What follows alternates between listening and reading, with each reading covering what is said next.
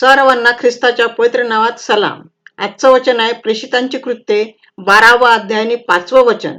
याप्रमाणे पेत्र तुरुंगात पहाऱ्यात होता, परंतु त्याच्याकरिता देवाजवळ मंडळीची प्रार्थना एकाग्रतेने चाललेली होती. हेरोद राजाने पेत्राला पकडून त्याचा वध करण्यासाठी कैदेत टाकले. पेत्र तुरुंगात त्याच्या वधाची वाट बघत होता, पाहत होता. मंडळीजवळ कोणतीही मानवी शक्ती नव्हती की त्याद्वारे त्याला सोडविण्यात येईल. पृथ्वीवरील नाही, पण स्वर्गीय मदतीची त्यांना गरज होती. मंडळी फक्त आणि फक्त प्रार्थना करीत होती. प्रभूने त्याचा दूत पाठविला. दूताने पेत्राला झोपेतून उठविले आणि त्याला पहिला व दुसरा पहारा ओलांडून ते लोखंडी फाटकापर्यंत आले. ते फाटक आपोआप उघडले गेले व पेत्र हेरोदाच्या तावडीमधून स्वतंत्र झाला, मुक्त झाला.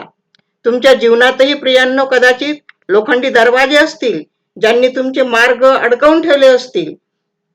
पिंजऱ्यामधील पक्षी देखील अडकलेला असतो, तो बारवर चोच मारून मारून थकतो. तसेच मदतीशिवाय तुम्ही देखील थकलेले असाल, परंतु धीर सोडू नका. एकच गोष्ट करा, प्रार्थना करा आणि ती अखंड करा. विश्वास ठेवा. विश्वासाने केलेली प्रार्थना प्रभू ऐकतो. लोखंडी दरवाजा, फाटक तुमच्यासाठी ते आपोआप उघडले जाईल. तुम्ही जर विश्वासपूर्वक मंडळीप्रमाणे प्रार्थना कराल तर तुमची शक्ती व तुमचे प्रयत्न व्यर्थ जाणार नाहीत. जेव्हा तुम्ही देवावर विश्वास ठेवून विश्वासाने प्रार्थना कराल तेव्हा शैतान काहीच करू शकणार नाही.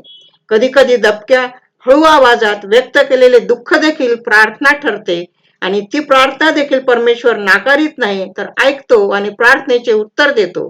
प्रार्थना अखंड करा, थांबवू नका, सोडू नका प्रार्थना करणे. सर्व परिस्थितीत, बऱ्या वाईट आनंदात दुःखात प्रार्थना करा. प्रार्थना अखंड करा प्रियांनो, प्रार्थना अखंड करा.